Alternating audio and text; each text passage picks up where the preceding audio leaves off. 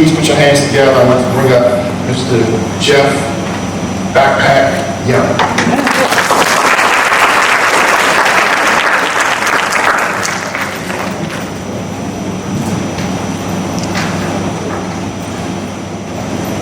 Hard times are memories that should be memorized only to memorialize the things that we've been through and the resiliency we've demonstrated to overcome them.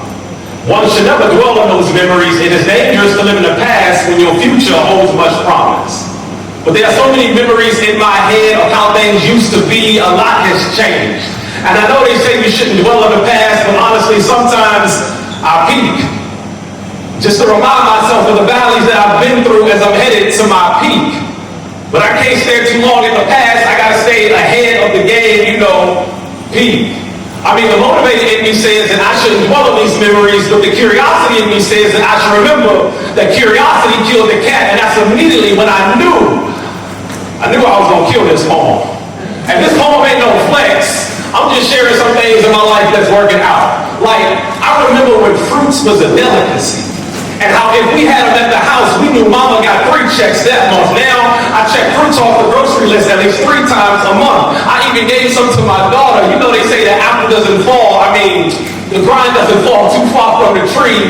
I remember, and y'all probably remember this too, I remember when gas was $1.83 a gallon, and I could never drive on a full tank. Now gas is dang near $4 a gallon, and I never drive anything less than a full tank. What I'm telling y'all is that these days, I'm filled up. God been pouring more blessings inside my cup. Overflow. I'm talking business. Overflow. Relationships. Overflow. Cash. Overflow. I'm only interested in having conversations with people who are trying to be progressive. Once they start talking anything else, guess what? Conversation over. Flow.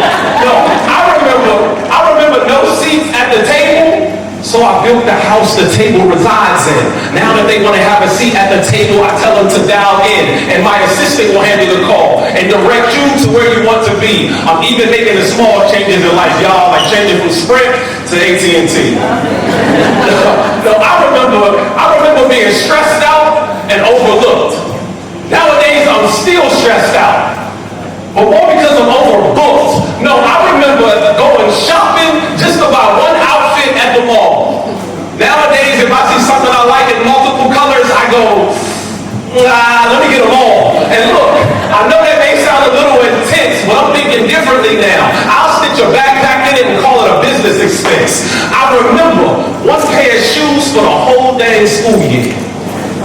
Now my shoe closet's doing laps around the shoe club. Got people asking if I'm him. I told them, no, I can connect you though. You know I love doing this. This is my outlet. I remember in college being happy just to make $300 a week. Nowadays, if I do less than $300 a day, y'all, I'm weak.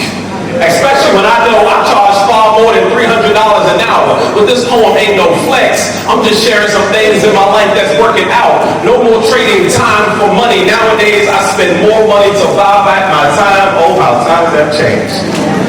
Like when mama asked me to borrow a lot of money, and I said, how much you need? She said, $600. I said, mama, that's change. Because we moving in a space where we ain't got to stress over money no more. And we ain't got to knock. We got people that'll open the door, and I'm gonna hold it for your grandkids, and I'm gonna give them a tour, because I remember them days when I would have to call in and pay my bills 35 days late, and they would ask me why, and I didn't know what to say. Nowadays, things are going so good, y'all, even my child support's on auto pay. But this poem ain't no flex. Just sharing some things in my life that's working out. Because I remember the days when I would have to live in that overdraft, and some of y'all know exactly what I'm talking about. That before you get your check, you already know the whole thing you gotta take out. And then they hit you with that overdraft fee, and I mean rightfully so, because how else will you learn that you should actually live below the means in which you earn? I remember the days when I would sit in my house and cry because life was so bad. Now I cry because life is so good.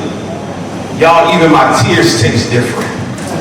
No more dropping tears because of struggle. Nowadays, I drop tears to remain humble, because I know in an instant I can go right back, and that thought alone is what keeps me on track. So I always stay in my bag, so I never gotta chase a bag. And that is exactly why they call me Backpack. Thank you. Hello. Good morning to each and every one of y'all. How y'all doing this morning? Y'all good? Yes, okay. I was like, okay, what I want you to do this time, I want you, however you feel about you, I want you to make that much noise, okay? How y'all feeling this morning? Y'all good? Okay.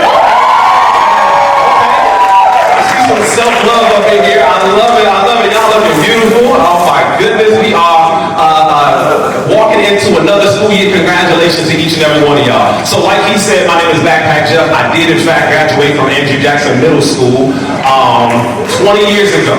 20 years ago, in 2003, and I had the esteemed pleasure of being the commencement speaker for this past year, and what an opportunity. It's life literally came full circle for me in this moment right here to be able to be up here speaking in front of you all. And so what I want to do is I just kind of want to talk to you all about a couple of things, and I'm going to be out of your way, okay? But before I start, I like to set an expectation for each and every one of you, right? And the reason that I want to set that expectation, I want you to set that expectation for yourself. And the reason being is because your eyes can only see and your ears can only hear what your mind is looking for. If you're not looking for it, you're not going to receive it, you're not going to catch it, you're not going to find it, and this is going to be a complete waste of your time. I don't want this to be a waste of your time.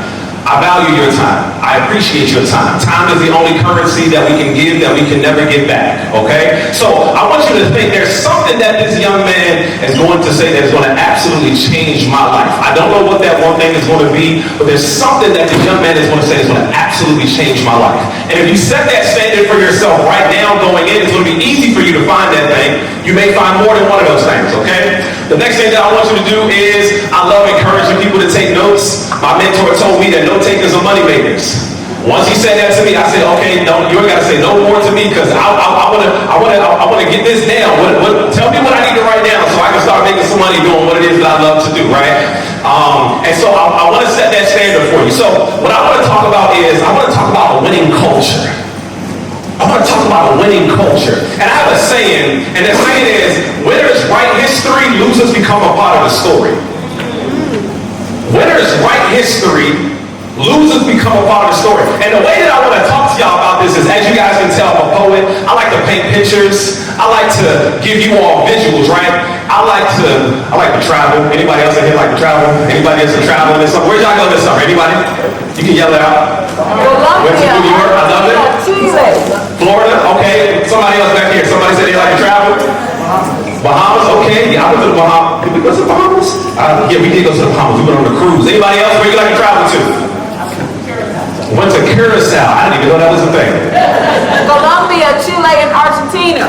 She went to a couple places. Okay. I love it. I like to travel, right? And so what I'm going to do is I just want to take you all through this travel experience, through this travel journey, and teach you about a little bit about a winning culture and kind of what that looks like, right? What's the first thing that you got to do when you're thinking about travel? What's the first thing that you do? Plan it. Okay. Before that.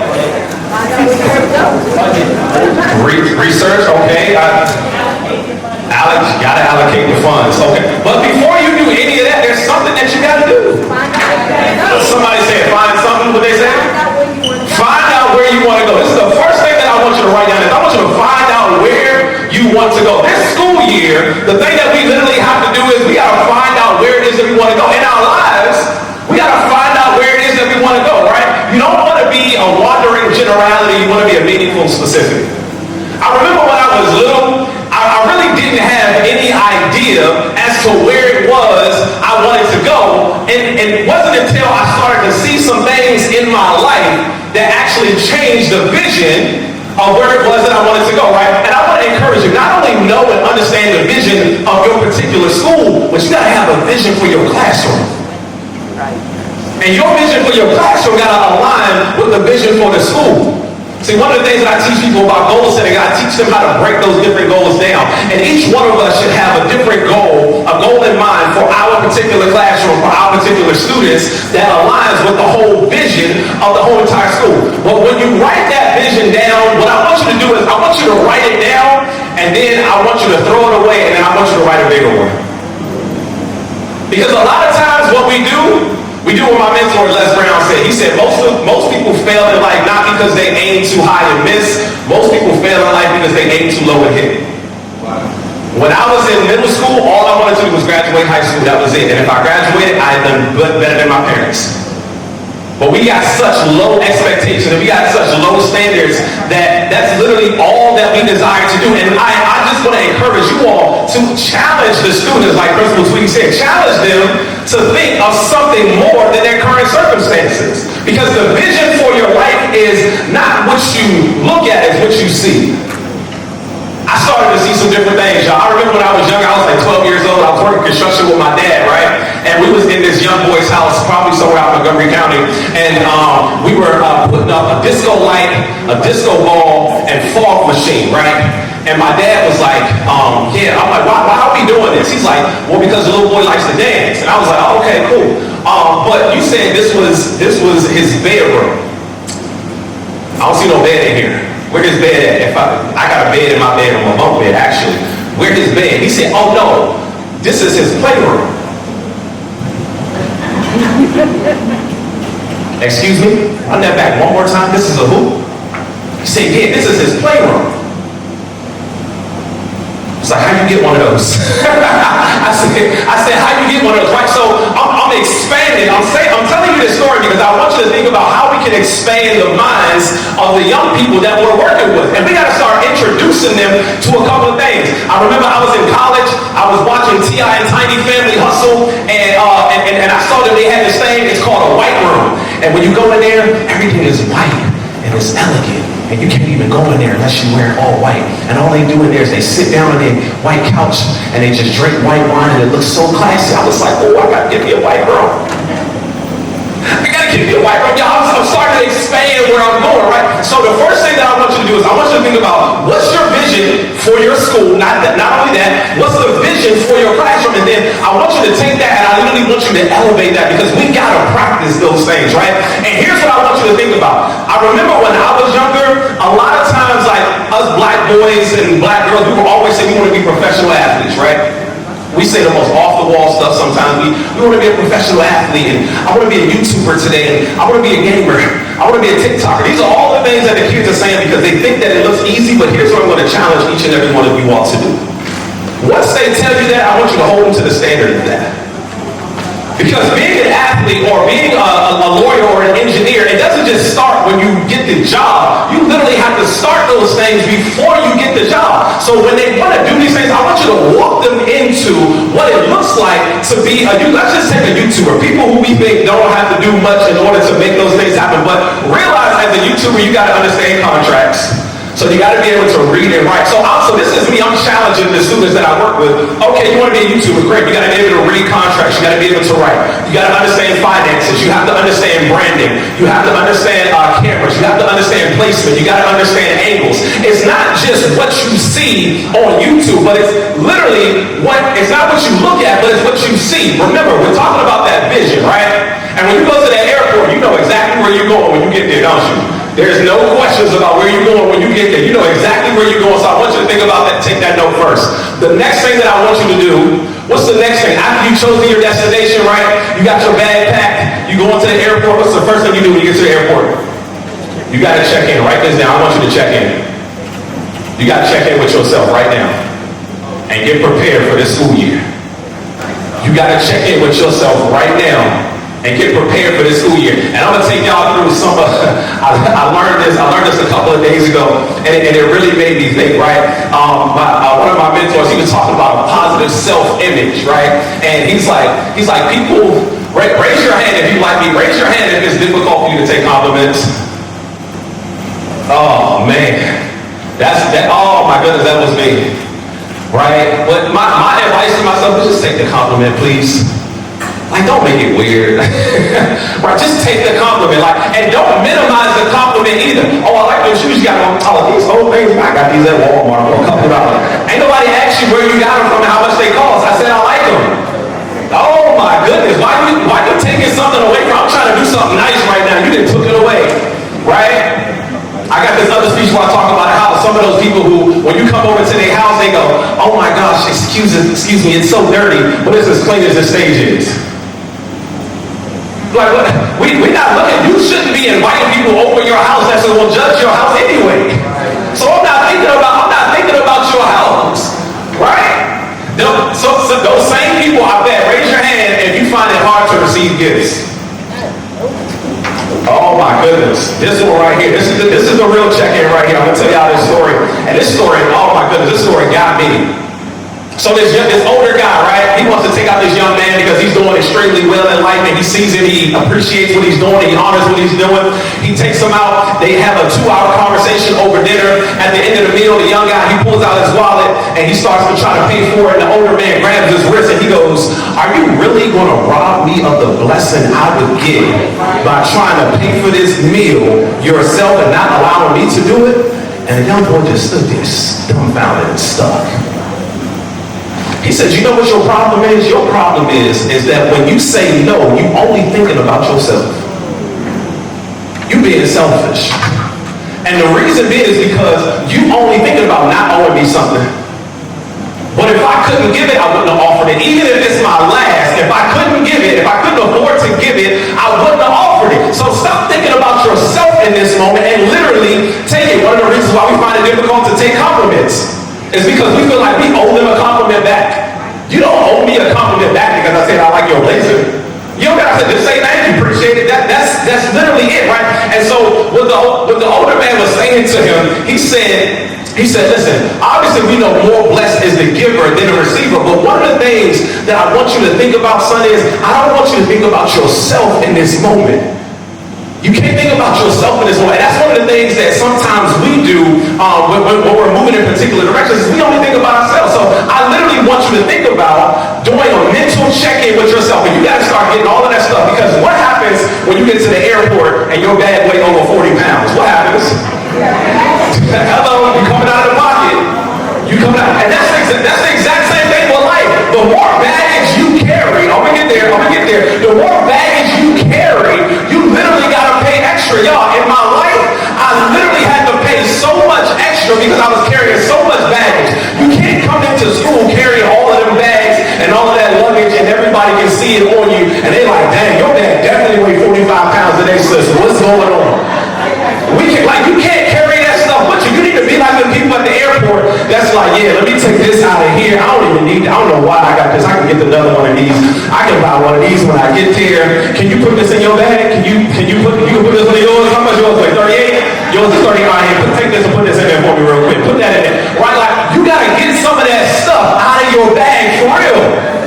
You gotta get some of that stuff out of your bag for real. And here's the worst part about it. Most of us carrying baggage that's not even ours.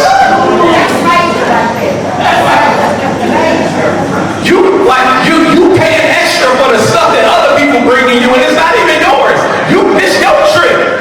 Why you packing their stuff? I don't understand it. We literally gotta get this stuff, and we gotta do like that deep clean.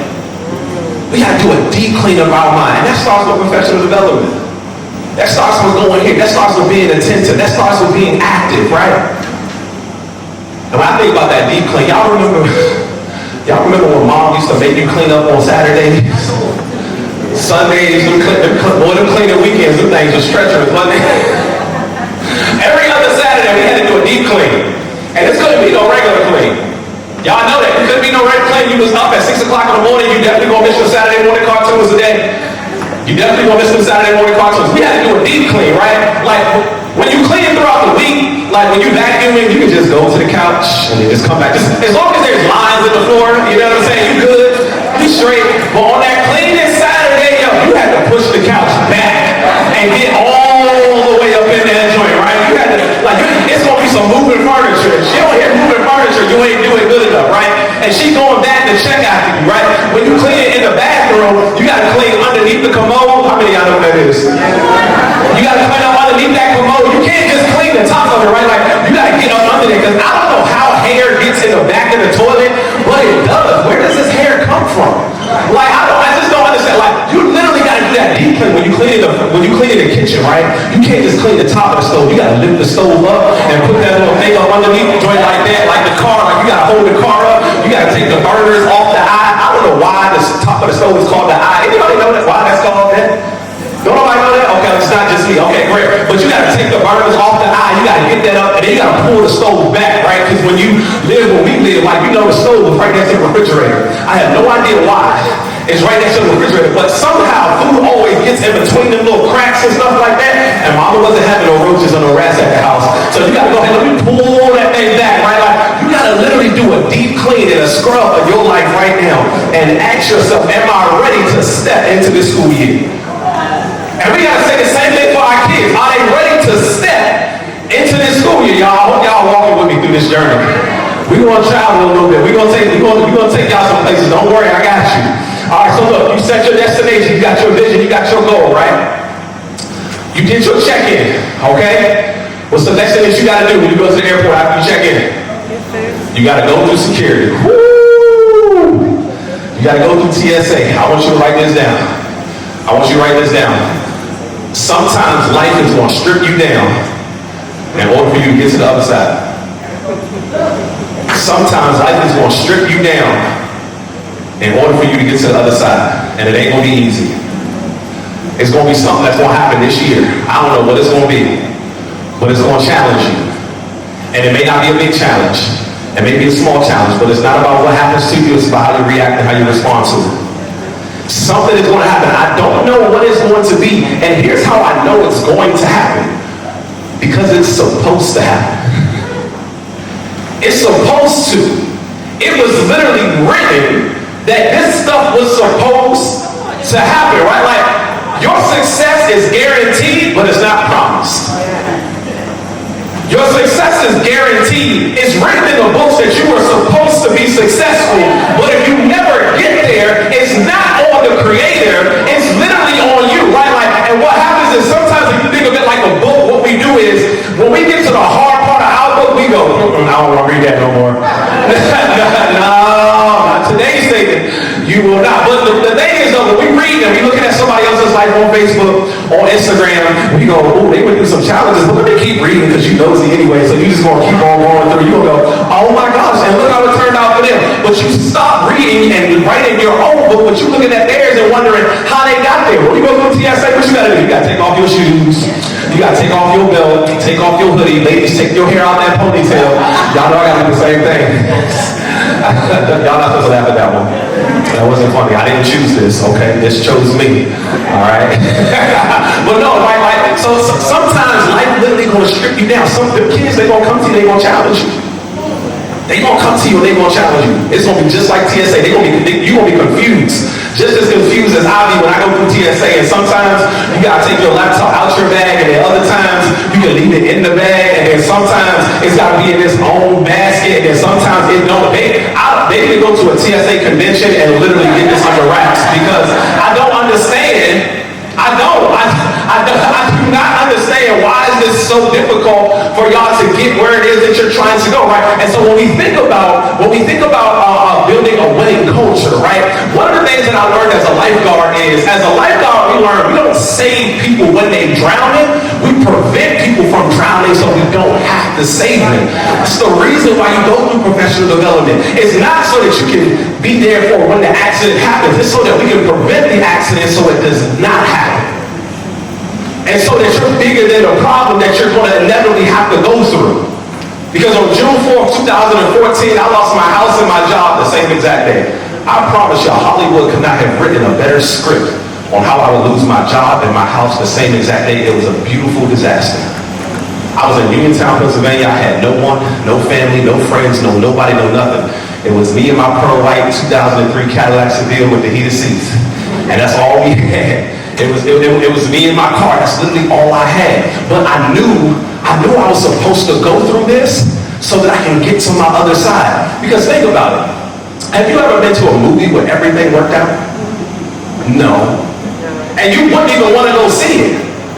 Because let's say in this movie, right, this guy, he graduates high school with a 4.0 grade point average. He meets his high school sweetheart. They fall desperately in love. They get accepted to the college of their choice on a full ride scholarship. They finish their undergraduate degree with a 4.0 grade point average. They both go in to get their master's degrees, and they're 4.0 students as well. They get married right after their master's degree. She ends up getting pregnant. She delivers exactly 9 months after. She has no pregnancy issues. Her feet don't swell. Her hand don't swell. She's super super beautiful throughout the whole entire process. They get some dogs, a boy dog and a girl dog. The dogs have puppies, and there's no issues with the girl dog having the puppies. It's completely beautiful. They have another child. So this is a boy. The first one was a girl, and she had no issues with this pregnancy either. She didn't swell. She delivered exactly 9 months afterwards. They were stars in their careers. They grew up. They became grandparents at 55 years old. It was so perfect. They died at 95 years old in their bed together, holding hands in their sleep. That's boring. Don't nobody want to see that movie. Nobody wants to see it. It's literally, the stuff is the reason. Don't judge me, please. Okay? The stuff and the conflict is the reason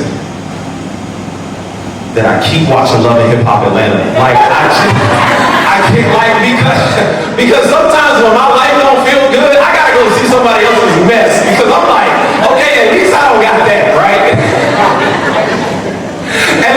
at least I don't got that. But that's how you know it's supposed to happen, because the movie and the life was set up and designed that way, that it's going to challenge you. But because you've been through so much professional development, because you've grown so much, because you've advanced and you've enhanced yourself so much, you're bigger than the problems that you're going to face at any point in time.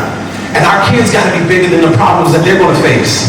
They got to be bigger than the challenges that they're going to have, right? We got to expand their vision. I have another presentation. I talk about expose, expand, excel. We got to expose them to some stuff. I exposed myself to a couple of different things, and I was able to advance, right?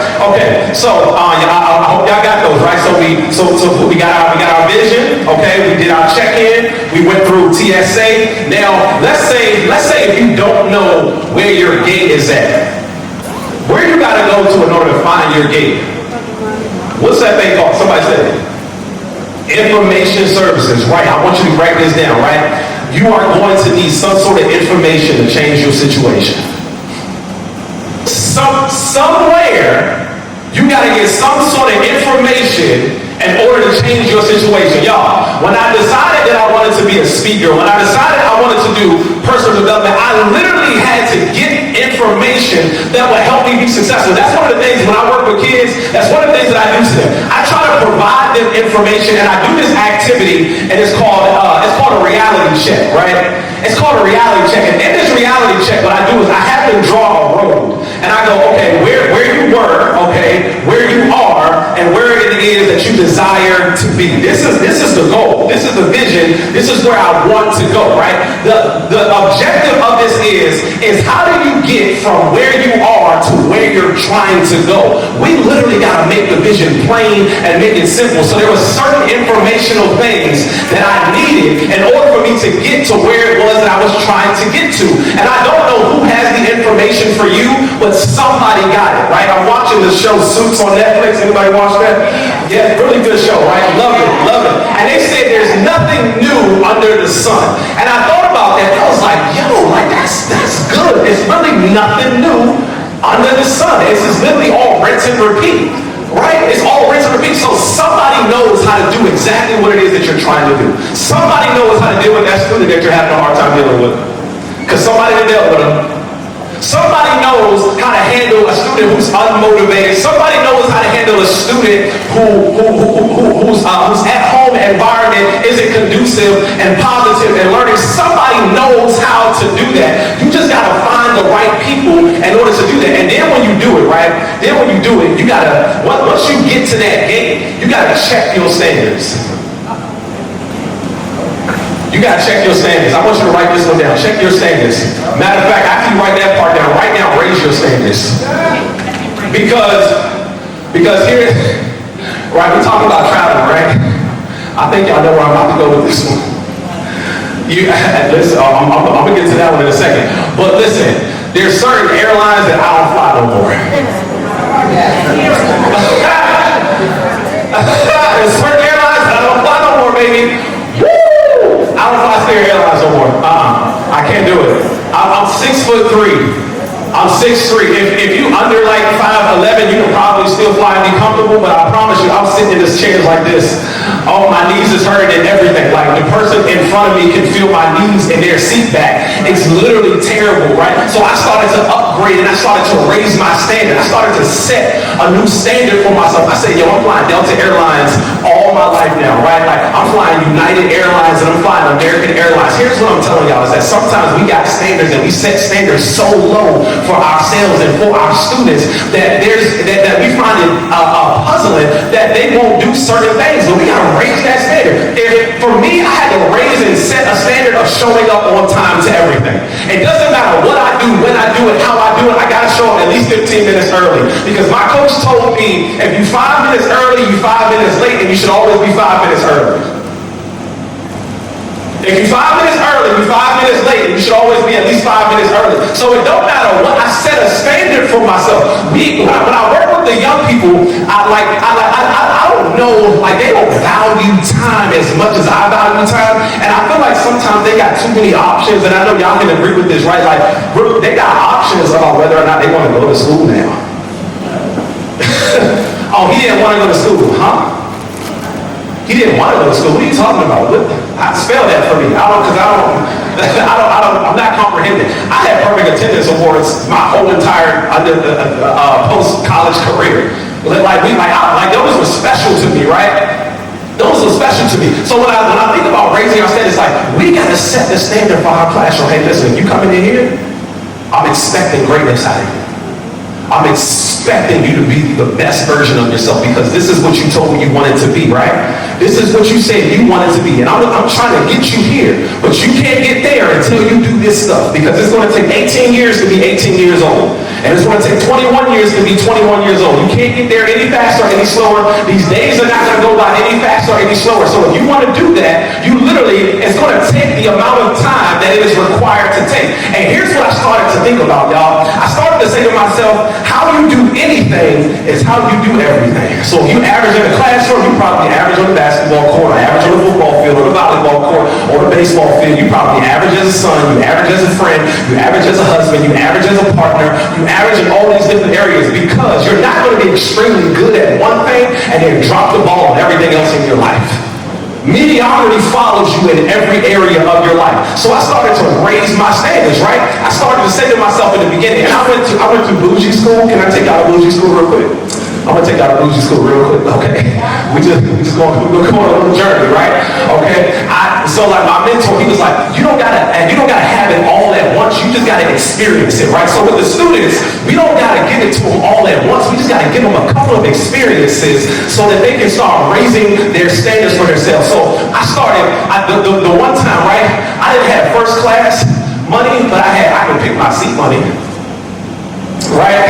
I can pick my seat money, so I pick my seat and I pick the emergency aisle because I can still stretch out in that emergency aisle, right? I was like, yeah. Then he told me, then my mentor, he told me, right? He said, when you go to a restaurant, when you go, raise your hand if you ever done this. Raise your hand if you ever went to the restaurant and said how much it costs to add shrimp. Come on now, I'm not the only one. Don't be embarrassed. We family here, okay? Don't be embarrassed. You went to that restaurant and said how much it costs to add shrimp. Because you know you want that shrimp on that. How many shrimp I get with it? Okay. Come on now. I know y'all have done that before, right? So, right. So look, my mentor, he told me, he said, look, when you go there, don't ask how much it costs to get the shrimp, just get the shrimp. He's like, I was like, what? I said, you sure? He was like, yeah, you just gotta experience it, right? He's like, you just gotta experience it. Then he said, when you go there, don't just get the glass of wine. He said, get the bottle of wine because they gonna bring it out. They gonna have a nice little cloth over their arm. It's gonna be like a tin thing, and they gonna bring it. How you doing, sir? Good. Let me sit there. Boom, that's the wine bottle over there because it's not a screw on. This is the real wine, right? With the cork, okay? All right, he gonna pour your wine. Is that anything else for you, sir? No, thank you. He gonna put it right there. It's gonna be on your table, and everybody else gonna be looking at the table like, ooh. How they get the bottle? You ain't get us the bottle of wine. Why? right? He said, yeah, but just one at a time though. So that time I didn't get the shrimp. That time I wasn't doing them both. The way my bank account set up, I got money in my check-ins and my savings. Right? I didn't get both at the same time. Then he told me to do this, right? He said the next time you go to a restaurant that don't have dollar signs Y'all pay attention to that? Y'all pay attention to that? When you go to them 5-star restaurants, it don't say $49 for the steak. It just say $49, and it's in italics and it's leaning like this, right? That way you know it's expensive. that way you know it's expensive, right? Look, when you go, I'm telling y'all go to these restaurants, y'all gonna be tripping now. Y'all gonna be looking at stuff different, I promise you. But look, right, like we want to literally expose our kids to certain things, and that's the reason why there's so much money being spent on programming. That's the reason why I was talking to Principal Tweedy. He was saying he wants to do all of these different trips, and he wants to expose these young people, and he wants to elevate their minds. And we can't be sitting back and saying to ourselves, we aren't going to do the same things, right? There's nothing wrong with sitting in coach. It only becomes a problem when you sit in coach and you don't desire first class, and you don't desire business class. Listen, you're not going to get there all at once, but you got to at least desire those things, right? It's not going to happen all at once in the school, in the community is all of a sudden going to change. It's going to happen piece by piece, and each and every one of you all are an instrumental part of that piece. An instrumental part of that piece. And when I think about it, when I think about like this journey and this traveling, right, and this destination, there's something that I learned and I figured out that there is there's a secret society at the airport that many people don't even know about. This is a secret society of educators that many people don't even know about. I can't speak from an educator perspective. I can speak from the perspective of people who work with students. So I don't fully understand what you guys have to deal with, but I can speak from the understanding of working with students and being a researcher and being a person who focuses high on data, right? So when you go to the airport, some of y'all probably never even seen it. Some of y'all probably don't even pay attention to it. And it's crazy because they right there, but you walk past it. The reason being is because your eyes can't see and your ears can't hear what your mind is not looking for. When you go to the airport, they got this thing, it's called the Delta Sky Lounge. They got this thing, it's called the United Lounge. Most people don't even know about these lounges. And you don't even know the type, like that 4-hour, you would be happier about that 4-hour layover if you got that Delta Sky Lounge or that United Lounge, right? Because that's when you get to go and you get to kick back and relax, and drinks is on them, and they got good food, and they got great Wi-Fi. They don't got just like the regular Wi-Fi, right? You gotta like step into there for their Wi-Fi to show up on your phone. You're like, I didn't even know this was here, right?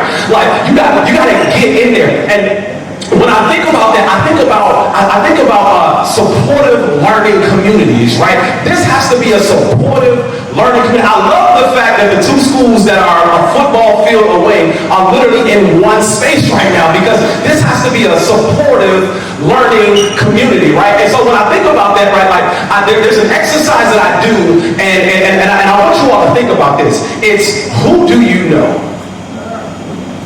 Who do you know? Who could you call on if your car broke down and you needed a mechanic? Raise your hand if you know somebody right now. You know somebody right now, right? See the people that don't have their hand raised, you need to talk to them, okay? we need to talk to them.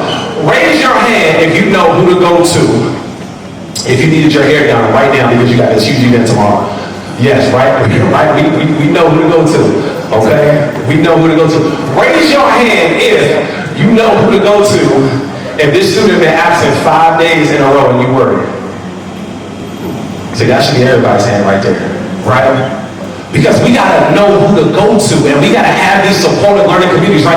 The only way that you can get into this Delta and this United Sky Lounge is literally if you have the Delta or the Delta card or the United card. And the only way that you can get into here is if you're certified or you're a parent teacher. That's the only way that you can get into the secret society. And I appreciate you all offering me an opportunity to come in here and talk and speak with you all, because I am super excited about the transformation that is happening and the culture shift that is happening and that is going to continue to happen. Because without each and every one of you, the culture will continuously stay the same. And we can't have that for our students. I don't want that for anyone. I literally desire for each and every person that I come across. One of the reasons that I call myself Backpack Jeff is because I want to deposit something into your bag. It's your metaphorical backpack. I want you to take something. Every time I speak, I want somebody to take something away and say, yo, that guy right there literally helped me change my life. And one of the ways that I think that we can do that is by not telling each other what we can't do. Not telling each other what we can't do. It reminds me of a story. Les Brown used to tell this story all the time. There was these two boys and they were playing on ice, right? And because boys do dangerous, stupid stuff for some reason. They was out and they were playing on ice, right? And he starts walking out a little bit further, one of the little boys does, and the ice starts to crack, and it cracks beneath him, and he falls in the ice. Now he's calling to his friend. He's like, yo, help me, I'm trying to help me, it's cold, help me. The little boy, he starts to walk and try to help his friend, but he sees the ice start to crack too. So he steps back, and there's an old man that's in the distance, and he's in a wheelchair. He's like, I'm gonna call 911, but you gotta do something to save him, right? He looks back, and there's this big giant tree. So he runs to this tree, he takes, and he jumps, and he tries to beat off this branch, and he grabs the branch, and he takes it, and he pulls it all the way over to his friend. He puts it in the water, and he ends up saving his friend. Now it's crazy, right? Because when the paramedics get there, they go, how did this little boy, who's this tiny, how did he go that far, break off that branch, bring it all the way back over here, and then save his friend? How the heck did he do that? The old man said, I can tell you how he did it. He said, because there was no one there to tell him that he can't do it. There was no one there to tell him that he can't do it. Y'all, when I first started on this journey, I went to my mentor, my college coach, and I said, hey, I want to be a speaker, man. I want to be a speaker. I know I can do this. I know I can change people's lives by just speaking. I know I can do this. He looked at me and said, don't think that's going to pay your bills. He said, the only people you're going to be able to speak to is at-risk youth. Time out. You saw me in college. I was a full-time student, 3-sport athlete, and I worked 3 jobs at the same time. And you saw me put myself through school, and you want to tell me what I can't do? I'm not asking you to believe in my dream. I'm asking you not to discourage my dream. I'm not asking you to believe in what these kids want to do. I'm asking you not to discourage what these kids want to do. Because the only limitations that's ever placed on kids are the ones that we place on them. Because when they're young, they're naive to believe that they can do anything in this world. And we got to continue to let them be naive in that manner. That they can do anything that they want in this world. They can become the president because we've seen it happen before. They can become a CEO. We've seen it happen before. They can get out of poverty and they can make it to a level where they can create generational wealth as opposed to generational poverty. As opposed to being economically disadvantaged, they can make it to a certain status where they can come back and now they can actually start affecting and changing lives of the schools that they went to. I'm not asking you to believe in it. I'm asking you not to discourage them. I had to have a real conversation with somebody in my life. And I had to go to her and I said, listen, I need you to stop with that negative stuff for real. Because this person, anytime I tell this person anything, they're going to tell me exactly what could go wrong. Oh my goodness, I'm about to go to DC. I got a show today. You know you're not going to find parking. See you later. Whew, it's been a rough week. I'm about to go to Great Falls. I just want to go hiking because I need to clear my mind. You know there's bears out there.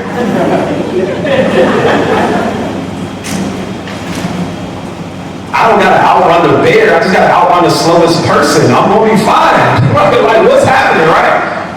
We get out of my car.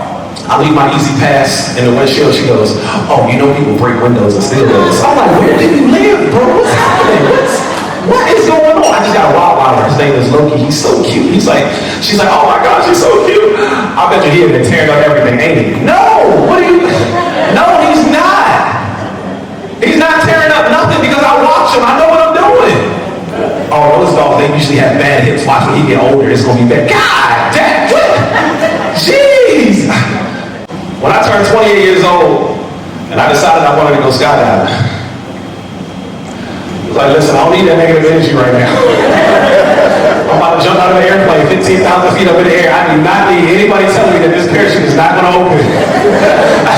I do not need anybody telling me that, oh my gosh, you know if you die, your life insurance is null and void because you decided to engage in dangerous activity. I do not need any of that. If you can't come to me and celebrate me and appreciate DMV and say, I hope that that's the best experience that you're ever going to have in your life. I hope that this school year is going to be the best school year that you've ever had in your life. And you're not coming in and they're not saying, oh my gosh, you at the Jackson Academy. Oh my gosh, you are teaching in District Heights and Sulet. Oh my gosh, you got them kids from Forest Creek and Englewood. Oh my, I don't need those type of people in my life, y'all. We know what the problem is. This is the solution. This is the solution. Right here. So that in 20 years, one of the kids that graduates, multiple kids that graduate, they can come back and they can do the same exact thing that I'm doing today. My motto is, as you guys heard at the end of my poem, always stay in your bag so you never got to chase a bag. And in your bag doesn't necessarily mean money. It means you in your mental bag. It means you in your spiritual bag. It means you in your emotional bag. It means I'm in my physical bag because I know I got to take care of my health. Every single last one of you all has an opportunity to do something special for these kids. And I know you will. And I appreciate y'all for y'all time. Thank y'all so much. Thank you, President.